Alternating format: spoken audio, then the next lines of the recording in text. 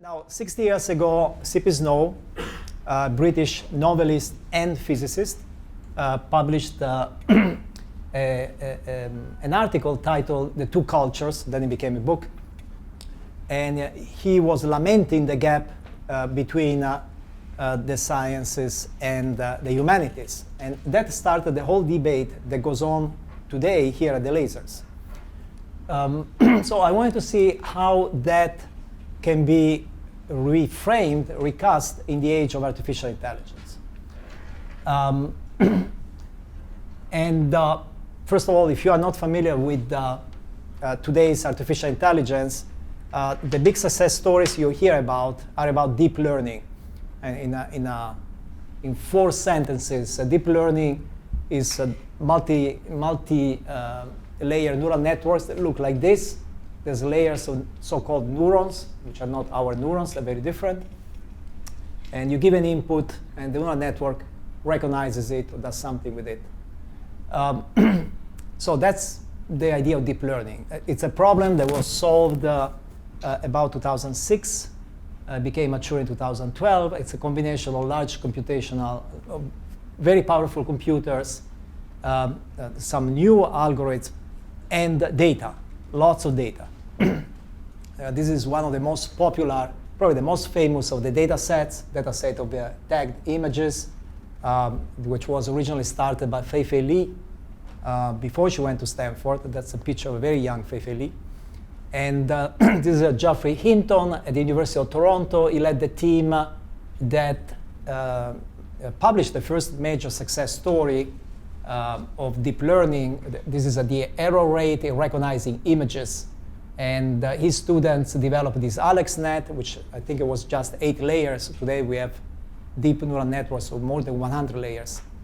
But that was enough to lower dramatically the error rate. And so that's why today we have speech recognition, image recognition, facial recognition, and so on. So now, what I claim is that deep learning is actually shallow thinking. And that's where the humanities could do something. Deep learning is shallow thinking about big data. And traditionally, the humanities are deep thinking about small data. I'll explain the first one later. The humanities, what do I mean by this? Well, think a poem. A poem can be very short. But the humanities can spend hours, days, weeks, years, entire classes discussing the poem. So the one question I have, can we achieve deep thinking about big data? Now, let me give you an example first of why I claim that the deep learning is shallow thinking. One of the first success stories of the new AI was this system developed by Google and Stanford that managed to recognize cats in YouTube videos. Now, there was a significant achievement. It was a major breakthrough. But to me, that's shallow thinking. Okay, there are cats on YouTube. Now, what do you do? What do you do if you are a deep thinker? Well, for example, I'm just trying to be entertaining now. You can ask, well, first of all, why? Why are there so many cats in YouTube videos? I found that this video there are 2 million cat videos. One cat video, probably by now it has 100 million views. So I would be curious why. In March 2014, when Tim Berners-Lee, the inventor of the World Wide Web, was asked, what is the one thing you didn't expect about the internet? And guess what he replied? Kittens. So are cats particularly special in the history of the human race? Well, guess what? No cats in cave paintings, no cats in the Roman games, no cats in the Bible. There are dogs, but no cats. Automata, there were mostly birds, and the most famous cartoon is even a mouse, which sounds like an insult to cats. I mean, are cats particularly famous in religion, philosophy, and so on? Well, I mean, in Egypt, there was a cat god. If you're a physicist, you certainly know this one, Schrödinger's cat. If you're a philosopher, you probably know Jacques Derrida's cat. There was a musical Cats, and so on. And we could write a history of cat videos. turns out, I investigated a little bit, one of the very, very first videos ever made was actually a video of cats. And Stephen Chen, co-founder of YouTube, made the first cat video. Now, I can go on, of course, right? That's what we do, deep thinking. We start asking questions, why, we start placing it in a context, and so on. Instead, deep learning, all it does is algorithms plus big data. And the data are very important. If you ever done anything with deep learning, you know that the data set is crucial. And so that brings up the question, is that right? Can all our problems be identified and solved with a purely data-driven approach? And I quote some favorite thinkers who don't agree with that. For example, Michael Buheya at, I think it's Iowa State University. We understand what happened and how it happened, but we don't understand why it happened. Data-driven science is a failure of imagination. And you're probably very familiar with the discussion that is going on right now, that if you use this system, you reinforce biases, right? That article, that book, Weapons of Data on Math Destruction, is popular.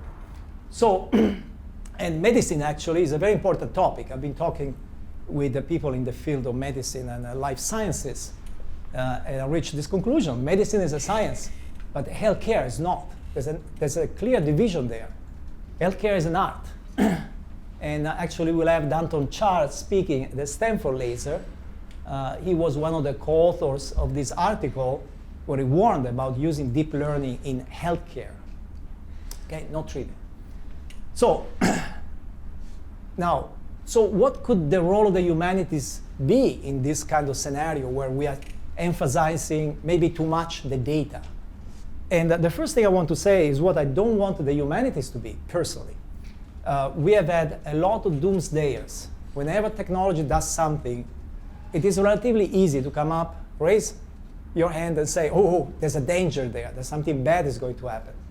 And actually, I go back to 1954, this French philosopher published a book, The Technological Society, that's the original title, where he wrote, technology is a force that has escaped our control and is transforming the human being. Now, over and over again, that's what we hear from the doomsdayers. They keep, see, if you read today's, some of today's bestsellers about AI, will tell you exactly the same thing. So we keep repeating that meme.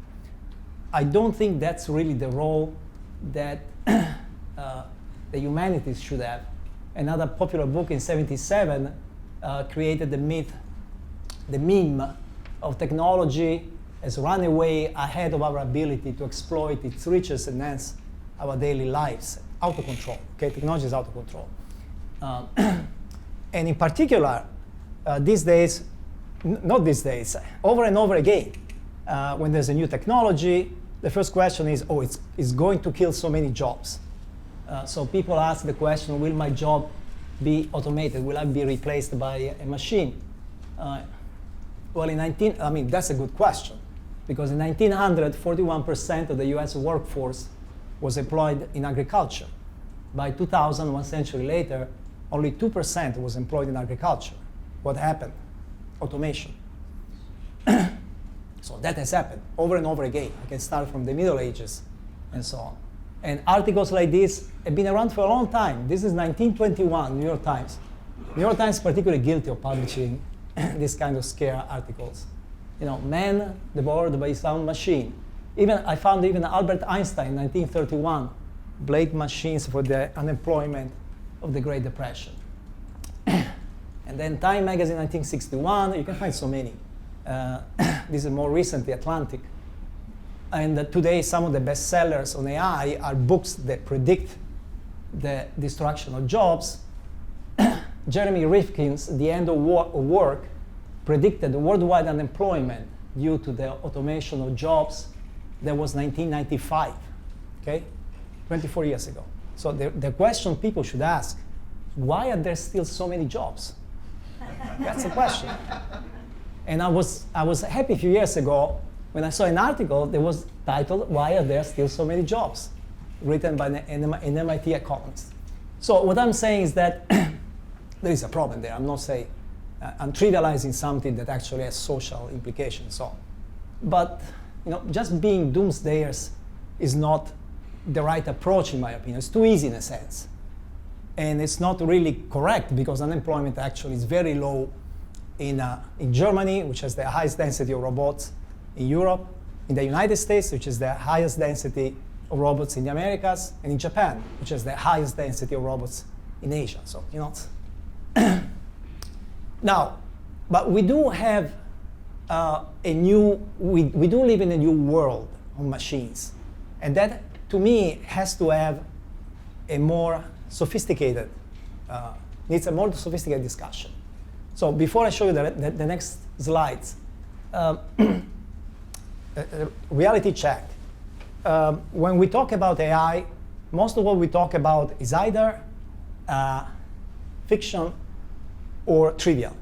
I call it the Hollywood AIs and the Chinese AI. The Hollywood AI is the AI that doesn't exist. Okay? It's the machine that speaks, talks, makes decisions, it's conscious, and so on. It's great movies, but AI is very far from actually having the Hollywood AI. And I suspect my lifetime not even come close. And then I call the Chinese AI because China missed 60 years of the history of AI. They didn't have computers basically until recently. In fact, they skipped computers. They just went straight to the smartphone. So they call AI everything that is automation. And I see that also done here. A lot of new robots, all they do is this, and they call it AI. That's not much more intelligent than your dishwasher. In fact, I think if the dishwasher was invented today, New York Times would have the big title, "Intelligent Machine Washes Dishes." Okay? So the reality is in between, somewhere here. Real AI research is a little better than just automation, traditional automation, but it is very far from being the Hollywood AI. That said, this is the world in which we live. We are surrounded by machines. You will never guess where I am. Remember China is famous for crowds? Okay, this is Hangzhou subway. I'm there. I'm the only human being. Well, two. There's a machine that sells tickets. There's a machine that sells food and drinks. There's a machine that takes photos. There's a machine that sells toys. There's a machine that checks the tickets. And there's a machine that checks your luggage. Okay? I was surrounded by machines. Where are the human beings? Very few. So we do live in a different world. By the way, this is the robot that took me to my hotel room. It's becoming popular in China. Speaks Chinese, so not very useful for me. But it does call the elevator and open the door. And this is me at a business dinner. I'm using an iFlyTech translator offline. I speak in English, comes out in Chinese. He speaks in Chinese, comes out in English. God only knows how many mistakes there were in the translation. But so we increasingly live in a world of machines. That is true. Just don't call it AI, and we all agree. Okay?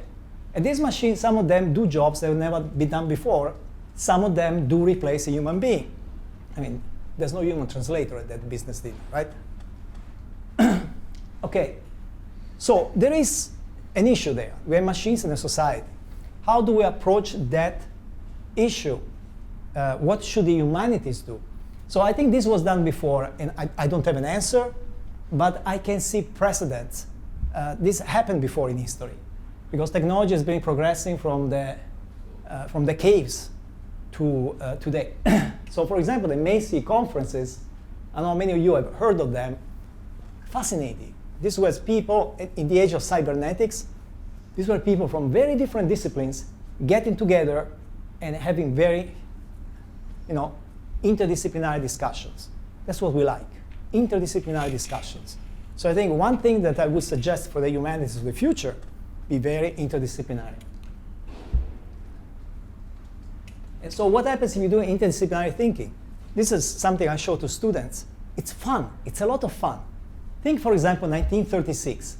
In that year, Alan Turing published a paper on the universal Turing machine, which is basically the computer, right? It's everywhere today. In 1936, Charlie Chaplin made Modern Times. In 1936, Walter Benjamin published this very influential paper. In 1936, there were two very important surrealistic exhibitions. What do they have in common? That's deep thinking. Okay, you can find connection, you can find a story there, and it's also fun. In 1955, AI, the term artificial intelligence was coined. I think it was born before, but that's the year when McCarthy came up with the term artificial intelligence. Well, 1955 is also when Allen Ginsberg published an influential poem. How? 1955 is when Chuck Berry launched rock and roll. And 1955 is when Disneyland opened. What do they have in common? Well, they actually do have something in common. My theory is that there are no coincidences in a history. It's a one river that has many, many kinds of water. This is too difficult. So the role of the humanities, in my opinion, it's clear in my mind what they should not be. They should not be the Catholic Church today. During the Renaissance, even before, Catholic Church was the one that was slowing down progress. It was demonizing science and technology. And so sometimes the humanities have that attitude today, have the attitude like, progress happens despite me. I'm trying to warn you against all this progress. For example, CRISPR, artificial intelligence, robots, and so on. And you don't listen and you still do these things. I personally don't think that's a very useful role. It's not very useful if nothing else, because progress happens anyway. So a lot of people talk about death of the humanities today, and this was actually a recent conference. But anyway, they were talking about the declining number of students enrolling in the humanities. Well, the thing is, it's not the humanities. I mean, this thing of the death of humanities is another recurring theme. The truth is, the humanities change, just like technology and science changes. I grew up in Italy in the 60s. Well, you had to study Greek, Latin, calligraphy, and the Catholic scriptures. Those were the pillar of our elementary education. Well, today probably, I don't think they study Greek. Maybe someone still studied Latin, but things have changed. So the crisis of the humanities is really self-induced. Where the humanities don't adapt, don't change. 21st century humanities perhaps should include writing software. If you're a software engineer, you know this book, The Art of Computer Programming. The Art of Computer Programming. Maker Faire, they build robots. When I go to Maker Faire, are those sculptures or engineers? They're both in a sense. User experience. AI, probably the most powerful books and papers I've read on philosophy of mind are written by AI scientists today. So, maybe we just need a new kind of humanities. And again, we can take example from the past. This has happened before. Technology has been progressing and scaring intellectuals from at least since the Enlightenment. This is another French philosopher, Lamettrie, and he published the book, The Man Machine. And to me, that's the ultimate kind of enlightenment, where the whole universe, everything that happens, is just a machine. It's just materialism, pure materialism. True or false? That's a long discussion. But there was a reaction to that approach, and was the Romantic movement. There was almost the opposite. And the Romantics, ultimately, to me, they really try to identify what is really human, what is the ultimate essence of humanities. And I find it interesting, intriguing, that they came up, for example, with madness. I mean, that's the age where being mad becomes positive. Before that, they were interned or killed. And that's when you start hearing things like Beethoven is mad. And that's a compliment, actually. Robert Schumann. There were so many who were blessed by madness. And then, I don't want to do this. And then grief. The romantics love to suffer. Okay, so these are ways to highlight that difference between being human and being machine. And I want to pay tribute also to Mary Shelley, who was a teenager, a female teenager, when she wrote Frankenstein, which is not a great novel. I wouldn't compare it with some of the greatest novels, but probably was the first attempt to discuss AI and humanities, or at least, that kind of weird science and humanities. Another example of the humanities reacting to this new technological, technocratic world was the counterculture in the 60s, which I personally value a lot. I mean, whether you agree or not with some of the things going on, but these people, to me, they really emphasize what is human creativity. And my question is, what is the counterculture? Yeah, what does a counterculture look like in the age of automation? So there are many places where we are trying to bridge the cultures, the two cultures of science and art. This is San Jose State University. It was actually one of the first centers to do computer art. The first computer art exhibition, believe it or not, was in San Jose. I think it's like 69, I don't remember. And then the Center for New Media, UC Berkeley. There's an Art and Science Institute in Santa Cruz. And of course, our lasers, which now happen in more than 30 universities. So these are all attempts to bridge the two cultures, and maybe that should give inspiration to the humanities in our age. That's the lasers all over the world. And the fundamental thing, science technology can give answers. And they can give answers to almost anything. Give them enough time, they will give you an answer. But maybe Pablo Picasso was right. Computers are useless. They can only give you answers. Meaning the questions. You have to, huh? Except for the halting problem. Okay, yeah. Yeah. Okay, that's it. Thank you. Thank you so much.